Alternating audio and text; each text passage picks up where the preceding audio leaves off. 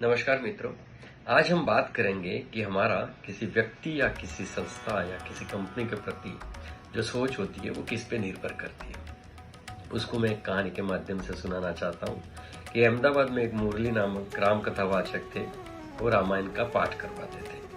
तब जैसे कि आपको पता है कि हमारे 8 चिरंजीवी है, इमॉर्टल्स है, उसमें से एक स्वयं हनुमान जी भी है। वहां से गुजर रहे थे, उन्होंने देखा, उनके कानों में ध्वनि पड़ी, बहुत अच्छी कथा कर रहे हैं।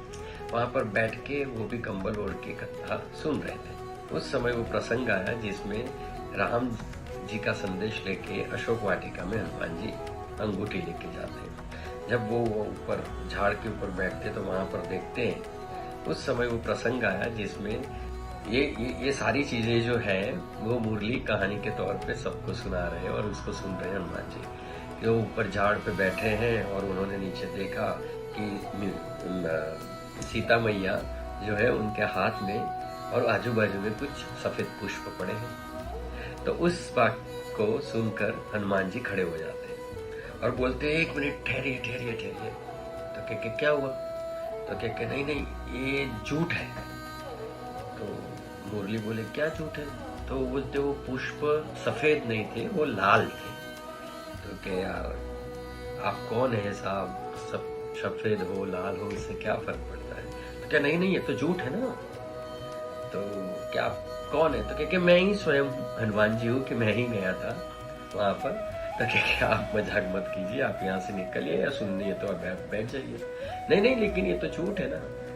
तो वो गुस्सा हो जाते हैं वहां पर मुरली जी, और हनुमान जी भी वो अपनी टस से मस नहीं हो रहे। वो बोलते हैं, काम कीजिए, आप कंधे पे बैठ जाइए, मैं आपको श्री राम के पास लेके जाता हूँ, वहां दूध और पानी का पानी हो जाएगा। अब वो वहां से लेके जाते हैं उनको प्रभु श्री राम के पास। वहां पर जाते हैं, ये वाक्य बोलते तो श्री राम बोलते कि देखो हनुमान, पहले तुम्हारी भूल क्या हुई कि वहां पर गए। अच्छा, वहां गए, वहां से निकल जाते तो ठीक था। वहां पर बैठ के वो कहानी सुन रहे थे। अच्छा, कहानी सुन भी रहे थे तो जब तक कहानी ठीक थी तब तक ठीक था। अब पुष्प वाइट होते लाल होते उससे फर्क क्या पड़ता था?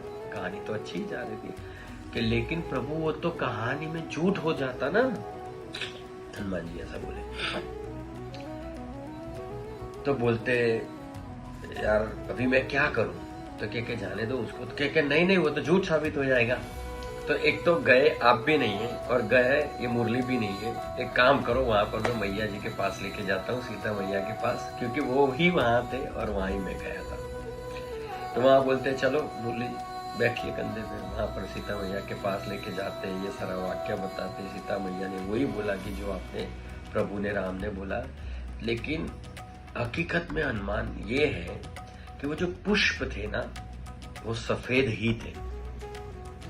जब आप आए, आप तो एक ही दिन के लिए आए, और जब आप आए तब आप अपने क्रोधित अवस्था में आए थे। आपने लंका जलाने का निश्चय कर लिया था, आपने रावण से बदला लेने का निश्चय कर लिया था, और आपको लग रहा था कि आपकी मैया जो है वो यहाँ पर अशोक वाटिका में ऐसे ही वस्त्र पहन के ऐसे ही लोग राक्षसी के साथ है। तो आपको इतना ज्यादा गुस्सा आया था कि जो गुस्से से आपका जो शरीर है, आपका जो आंखें हैं, आपका जो चेहरा है वो एकदम लाल हो गया था। और जिसकी वजह से आपको जो वहां पर पड़ी हुई चीज उससे दिखाई दे रही थी वो सफेद पुष्प होने के बावजूद भी वो लाल दिखाई दिए।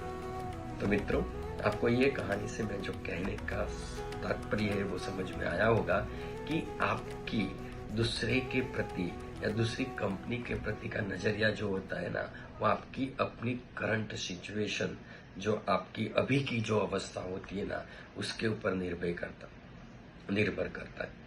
सो आप ये कहानी के माध्यम से अगर थोड़ा भी चेंज अगर आप में आता है तो मेरे लिए वो अच्छा होगा। धन्यवाद।